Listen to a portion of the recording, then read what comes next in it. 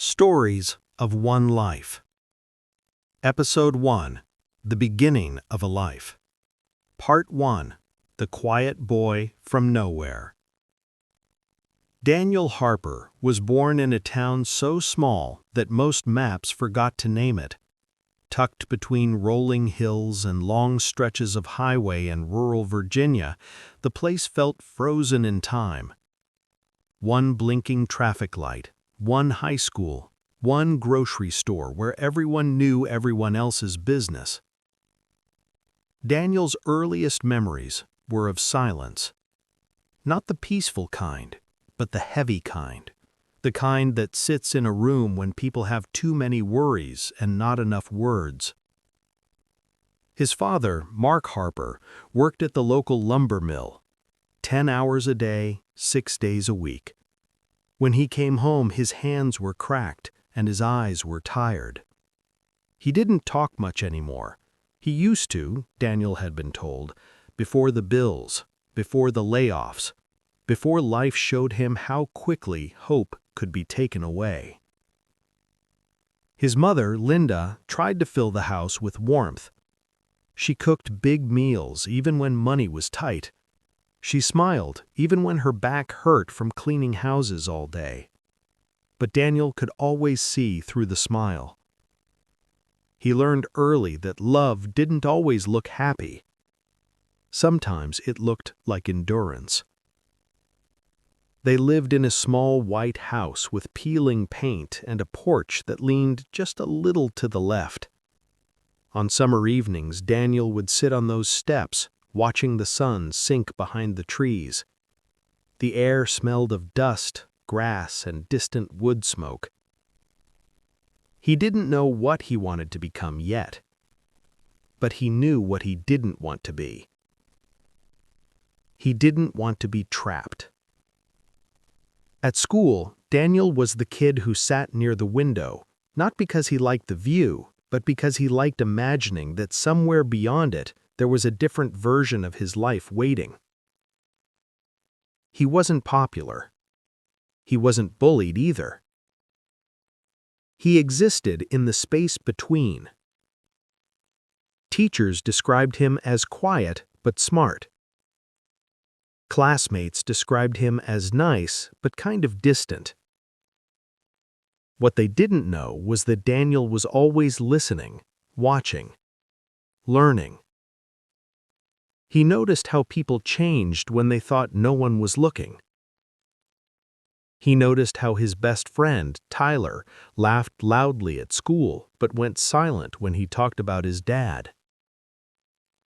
He noticed how the town's successful people still looked tired when they bought coffee at the gas station in the morning.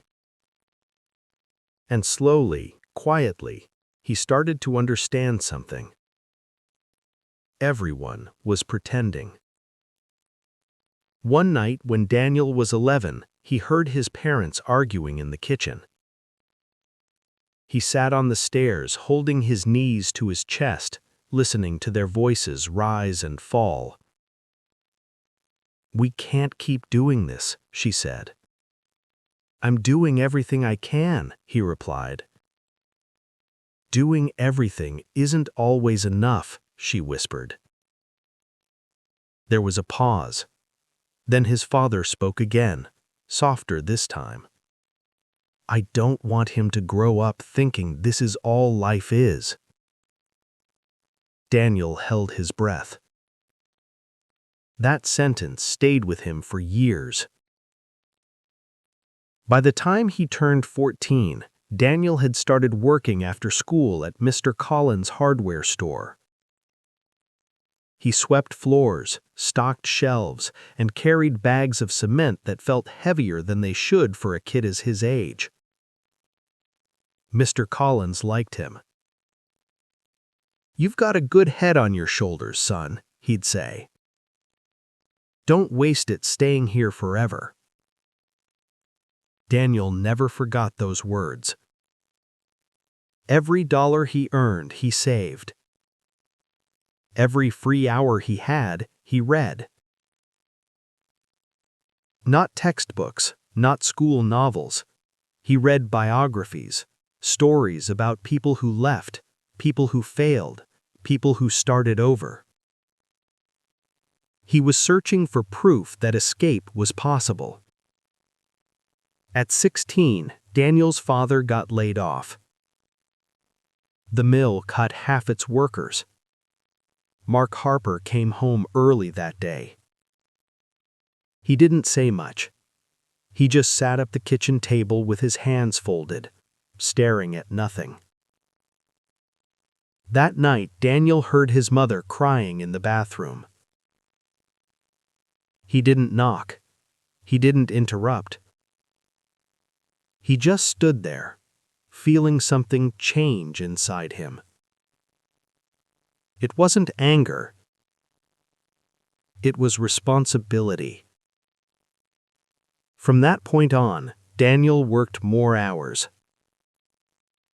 He stopped hanging out after school. He started paying for his own clothes.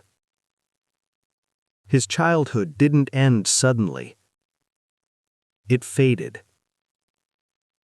On his 18th birthday, Daniel didn't have a party. His mother baked a cake. His father shook his hand like he was already a man. That night, Daniel went back to the porch and sat where he always had. The same steps, the same view. But he wasn't the same person anymore. He had a backpack inside with a few clothes, his savings, and a folded letter of acceptance to a small community college 2 towns away. It wasn't far. But for Daniel Harper, it might as well have been another world. He stood up slowly, looking at the house one last time. Not with hate. Not with bitterness. But with gratitude. And goodbye. Part 2. Leaving home. Daniel didn't sleep much that night. The house was too quiet. Every sound felt louder than usual. The hum of the refrigerator, the ticking clock in the hallway, the distant barking of a dog somewhere down the road. At 5 in the morning, he stood in his room with his backpack on the bed, staring at the few things he had decided to take with him. Clothes, a notebook, a photo of his parents from before life wore them down. That was it. He didn't need more. He didn't want more. Because part of leaving was learning how little you actually needed to survive. His mother was already awake in the kitchen. She stood at the sink, holding a mug of coffee with both hands like it was the only thing keeping her steady.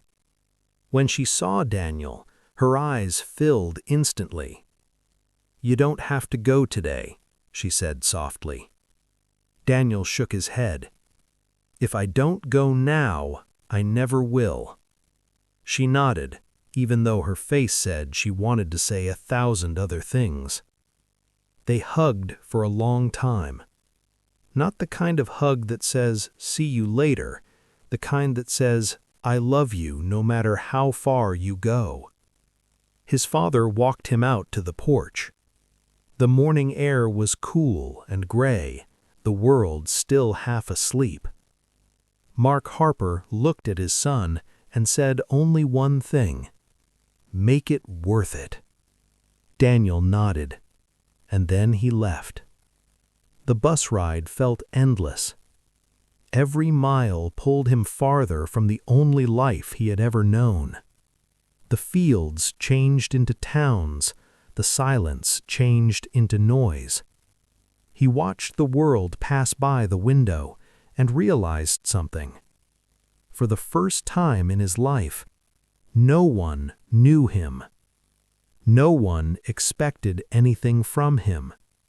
That freedom felt terrifying and addictive.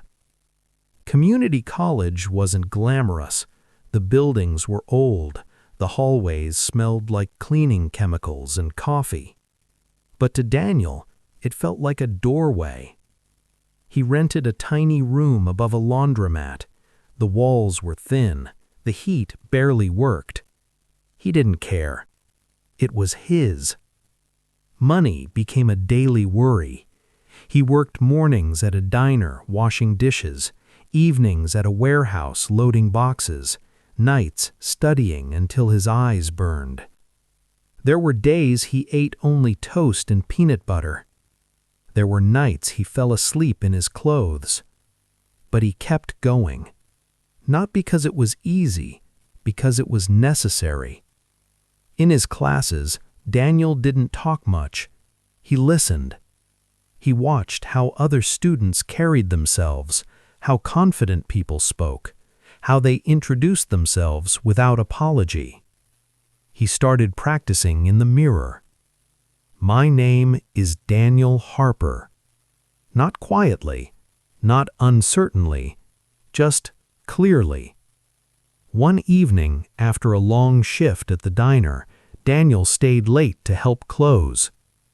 The owner, Mrs. Klein, was in her 60s, sharp-eyed and blunt. "You're not like the others," she told him. "Most kids your age complain about everything. You just work." Daniel shrugged.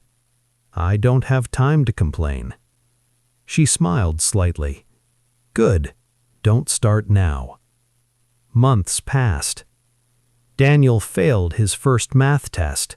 He passed his first public speaking class. He learned how to say no. He learned how to ask for help. Most of all, he learned that growth didn't feel heroic. It felt uncomfortable, lonely, necessary. One night, walking home under the streetlights, Daniel stopped on the sidewalk and looked up at the sky. The stars looked the same as they did back home. And suddenly he understood. He hadn't escaped his life. He had started it. Part 3. The Man Who Changed Everything. Winter came early that year. Cold wind cut through the streets like a blade, and Daniel learned quickly that hope didn't keep you warm. Work did. He added another shift at the diner. More hours, less sleep. One night, just before closing, the door opened and an old man walked in. He moved slowly. His coat was thin, his face was lined with years. Daniel brought him coffee without being asked. The man looked up. "Thank you, son." Something in his voice felt heavy, not weak, just lived in. They talked.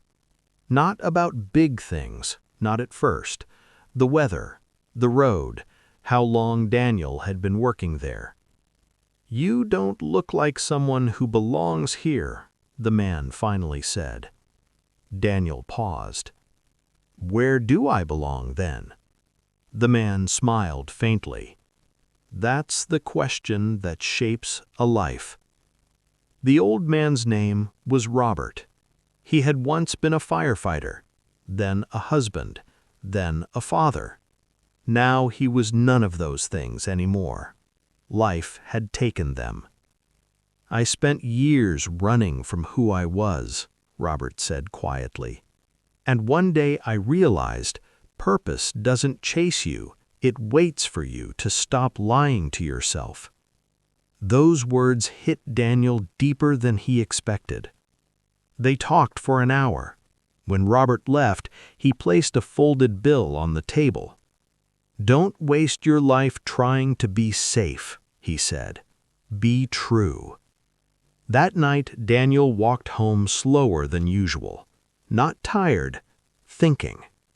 In his room above the laundromat, he opened his notebook and wrote, "What kind of man do I want to be? Not job, not title, what man?"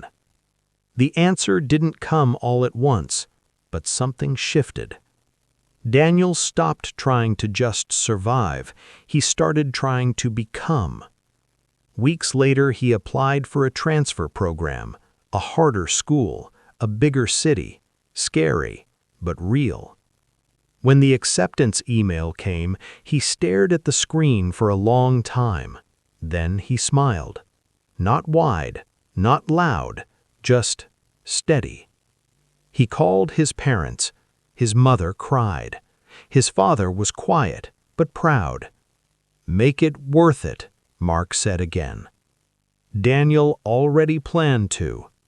The boy from nowhere was gone. In his place stood someone still afraid, but moving forward anyway. And that was only the beginning of his story.